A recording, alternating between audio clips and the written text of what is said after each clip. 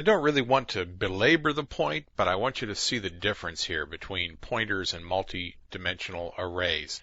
Here on the left is the code that we just looked at in the previous video, where we had the month name returned as a pointer. Same thing over here in our new piece of code. But the big difference is, in this side, we have a character array, character pointer array called name, which will have a number of pointers to these static names. Over here, we have a two-dimensional array. We have not set the left subscript. We'll let the compiler figure that out. But we do have to set the right subscript, which is 14. Illegal month is the longest one, 13 characters and a null.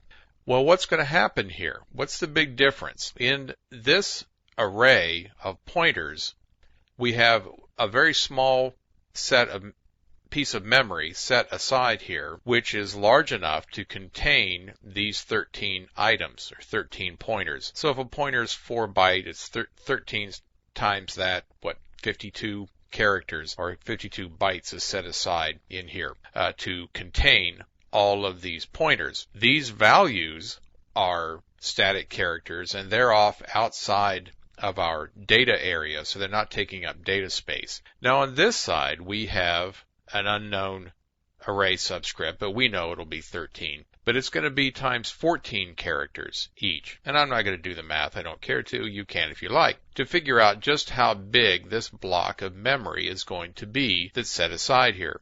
Now, of course, it's no big deal in what we're doing here, but if you're doing a large program and you want quick access to the data variables without having to scroll through all of that data to try to find something, and not having a bunch of empty space like we looked at in the previous slide, you want to use the array of pointers. Pointers are your friend rather than multi-dimensional arrays. The major difference is that you can have multiple variable length items in your array of pointers, because we don't really care how big the things are that the pointers point to. It does make a difference to us, though, in a multi-dimensional array where we wind up with a lot of empty space, because all of these have to be the same size, even though they're not really going to fill it up. So in pointers versus multi-dimensional arrays, pointers will win every time.